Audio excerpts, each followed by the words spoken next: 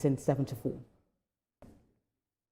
And here in Nigeria, the House of Representatives have asked the federal government to deploy all diplomatic channels to ensure the immediate and safe return of former President Goodluck Jonathan from Guinea Bissau, who was part of observer missions of the country's just concluded election. This resolution followed a matter of urgent public importance raised by the House leader, Julius Ihonvbere. He mentioned that the former president, who has monitored elections in several African countries and beyond on behalf of regional and international organizations, became stranded as a result of this coup. Joining me to discuss the latest situation in Guinea-Bissau is the publisher Inside Watch Africa, Oluwaseyi Adeyemo. It's good to have you join us at this time. I mean, across West Africa, we've seen a copycat, I will say, of some of this coup. Why do you think there is really, a rise in the number of coups that we've seen in Africa from Burkina Faso to Mali and now Guinea-Bissau? Yeah, so first of all, the coup is condemnable. It's something that we can't afford for it to continue to repeat itself in Africa, specifically now in West Africa. But the truth of the matter is we need to also be honest with ourselves. Governance across Africa, particularly in West Africa, is probably not at its best at this time. And obviously, you would have situations where some people who believe they have access to governance, as it were, because they carry guns, will feel that it is their obligation. And usually they will have the excuse that they're doing it on behalf of the people, that, oh, the people are suffering, people are not getting the kind of governance they ought to get. And usually they would always be the one that would come up to say they're coming, taking over government on behalf of the people. I mean, this raises questions about the security establishment in the country, especially at the time of the election. We've seen ECOWAS, who actually praised that election, saying that it was one of, the best elections in Africa, and then seeing this. But we understand that the military leader who overthrew the current president was a close friend of the president at that time. Does this not suggest perhaps a loop in the security structure in Guinea-Bissau as at the time, of the election? Truth is, history have shown over time, Nigeria and the rest of West Africa, that we've had this kind of coup, that whenever they come on board and they say, oh, this is the reason why we're coming on to take over government, we've seen over time that they then do other things, they settle in and start to cater to their personal needs and behave in a way that one will begin to wonder if they're even a better deal, as it were, compared to the civilian government they ousted. So it's unfortunate because without a doubt, we're better off with the government of the people by the people, compared to one that put their legitimacy in their guns and their cronies. I think if we're not doing well enough with those we believe we can vote out of government, how will you do well with those ones who feel that they didn't come into government anyway by your vote and they don't owe any allegiance to you? So for me, it's an unfortunate situation, but I believe that as a people, we need to do whatever we can to make coming into government through the guns become more unattractive, because it's seen, like you rightly said in your opening, that is becoming a recurring decimal, and it's something that we all must outrightly condemn as a people. I mean, following this, there have been a lot of people pointing hands at ECOWAS. There have been questions about the credibility of, the union, especially as a part of West Africa. Yeah. They mentioned that this election was, a good election. Observers also said this. Do you think this, turning out this way would have really, come as a surprise, especially seeing that we have one of our own in the country at the moment? Again, you see, some of these things is beyond just saying. I mean, let's be realistic. Truth is, the people are not happy across West Africa.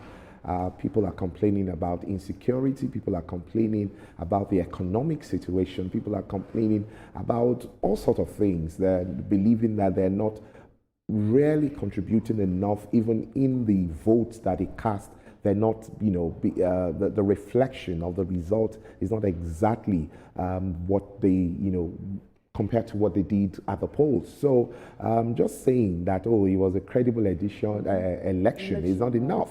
You can't, you're not just talking to children, you're talking to a people across the board. And these are people who have seen things, who are saying things, who are going through things, who are feeling things. They are under a lot of pain.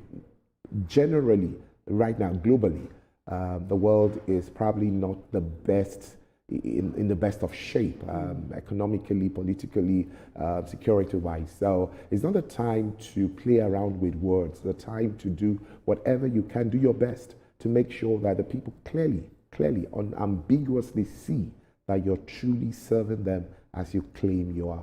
I mean, so many persons are now questioning the credibility of the elections that ECOWAS may have in the past. That's been on the table for a while. Regarded as credible. Unfortunately, it's been on the table for a while. The glorious days when we had ECOMOG and the rest of them is definitely out of the window. And that's why you have situations where Nigerians go out of Africa to go and ask for help and all of that. That is definitely not a good sign to how our unions are doing, because ordinarily one would have thought that if we had problem, the first people they should have gone to raise the alarm. Yes, was the ECOWAS and talk to them and see them coming and have a sit down and all of those. But clearly, it seemed like nobody even thinks of them again as regards offering any help or doing anything good for the people. And it's a bad development. It's not a development that is healthy for all of us. It's not a good situation for us.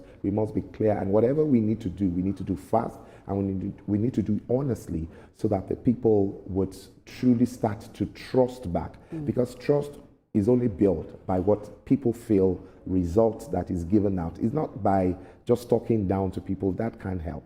So Guinea Bissau is regarded as one of the poorest countries in the world, and the coup explained this situation. They said that the situation was perhaps going out of control, and that's why they had to come in to manage this. But this also followed when the United Nations named Guinea Bissau as a nego state, one of the routes for drug mobilization and transition in the country. Do you think that announcement perhaps contributed to the destabilization that we are seeing? I mean, obviously they had their plans on the table. I mean, maybe they would use this as an excuse, but truth of the matter is you don't plan a coup overnight. There are a lot of meetings that go into planning a coup, even in a house. If you want to destabilize a small home of 5, you would have to think, meet, talk about it, negotiate, plan before you execute. So without a doubt, that has been in the works. Yes, this probably would have added to the excuse that they now have to have gone ahead for the school, but they definitely had been tinkering and thinking about the school for a while. And this will obviously bring me back, because there's no way we will mention some countries in Africa and then we will not mention Nigeria. I'm talking about the fact that some of this announcement that these foreign organizations make, the United Nations, World Health Organization, and the US particularly, especially the recent announcement about a Christian genocide in Nigeria, how far-reaching in terms of, the negative impact it has on the country? Does it really, contribute to destabilizing the nation itself? Absolutely, and I think I should seize this opportunity to talk to everyone that cares to listen. You can't allow other people to determine how you run your home. You can allow other people to teach you or tell you that this is where you're feeling pain. If you allow that, it's easy for them, because I can come into your room and say all sorts of things about your room or your home. Truth of the matter is, it is when you get into my home that you see that maybe my house is not even as put together as yours is, but very, very easy to point at whatever else is wrong with other people. So I think as a people, we must be responsible and be careful the way we open up our house, our doors, and now we go out to complain about what our concerns are with other people, because I believe that we're better off solving whatever problem that we have within house amongst ourselves, rather than looking for help outside of here. I mean, this will pick up my next question, where I want to ask about how this will really affect other African nations in the region. We've seen a copycat of this, and if we're likely to see this in another country in West Africa. But I'll put you on hold for a moment. Let's quickly go on a short break. Just to watch in the world now. I'll take a short break, and when we return, the conversation continues. Stay with us.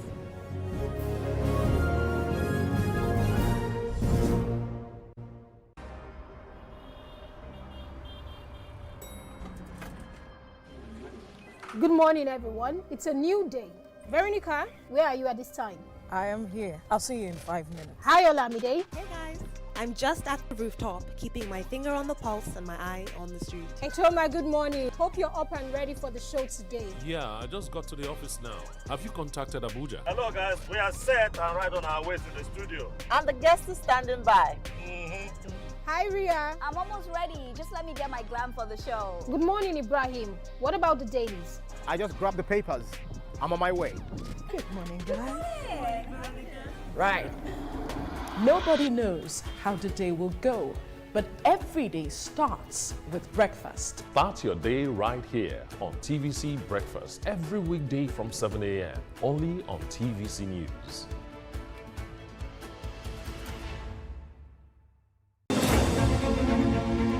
Meet Benga Oreshegun, a fearless voice and an advocate for the truth. He's bringing fresh energy and bold insights to Journalists Hangout. Get ready for deeper analysis and dynamic perspectives. Join me and Babajide Kolade Otitoju with other veteran journalists on Journalists Hangout. Weekdays from 5 p.m. and on Sundays 1:30 p.m.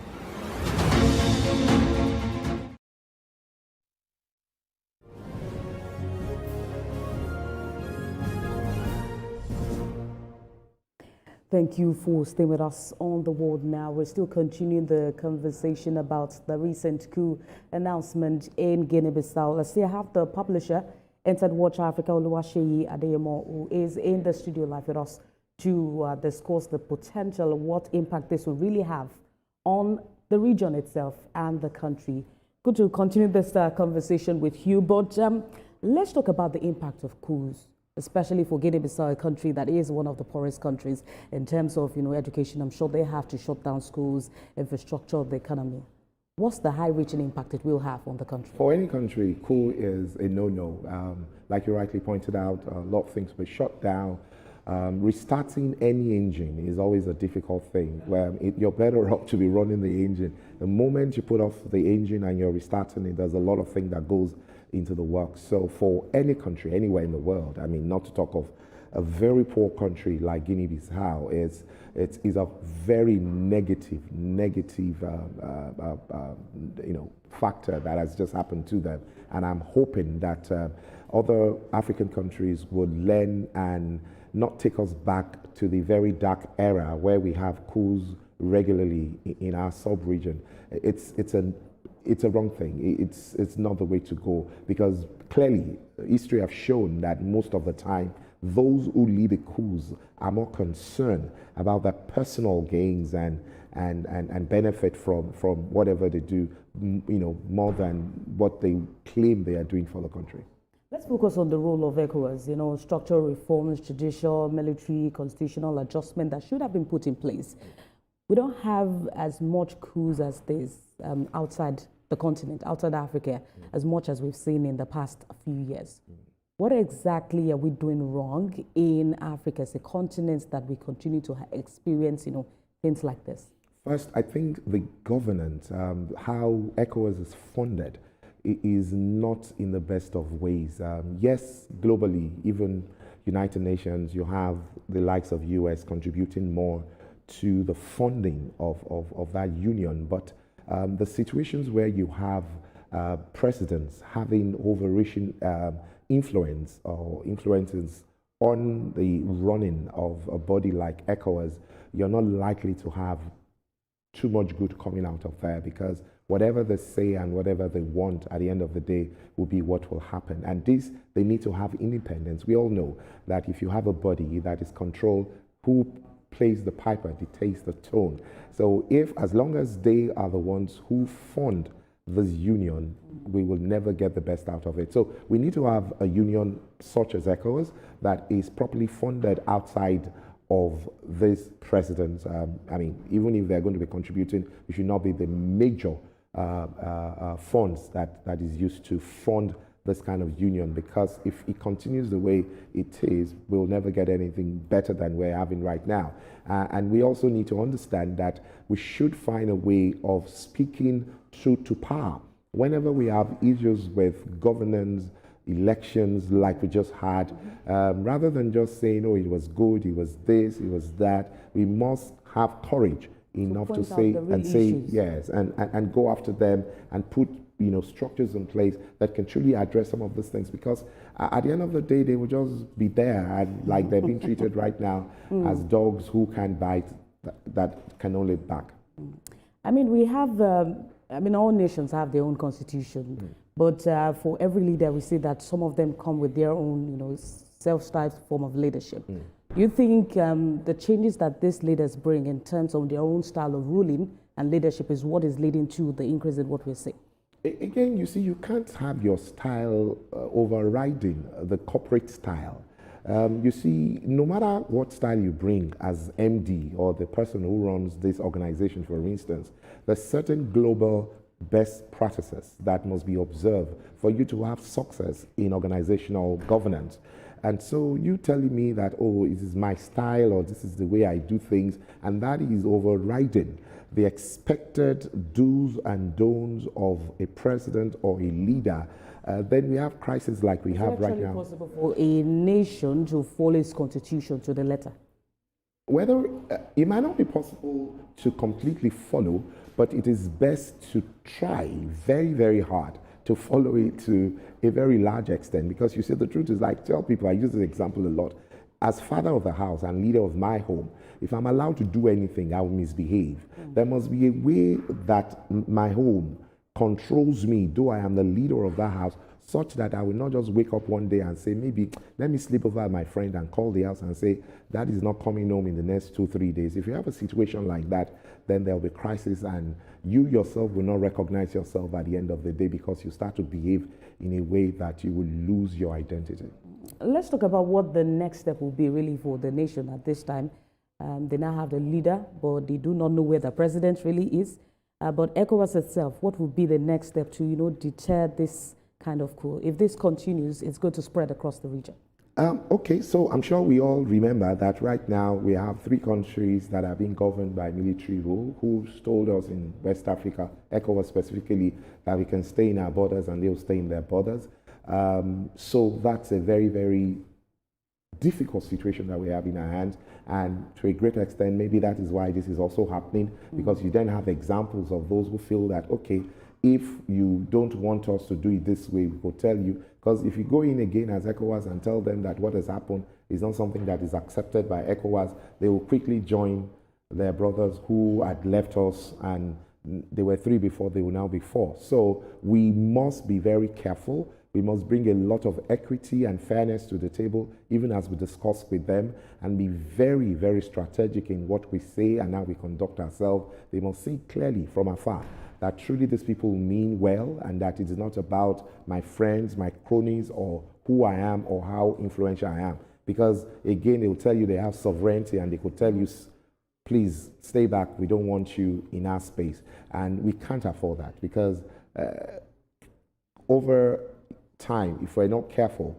we'll have a very depleted ECOWAS, and when we had it whole, we weren't doing well. If we have it depleted, I don't know what's going to happen. That's a fine place to leave the conversation for now. We've seen the reps directed the federal government to deploy every diplomatic channel to bring back the former Vice President, Goodluck Jonathan, back to the country. We're hoping that happens as soon as possible. Thank you for joining us on this conversation. So publisher of Inside Watch Africa, Oluwaseyi Adeyemo. Thank you for joining us. Thank you.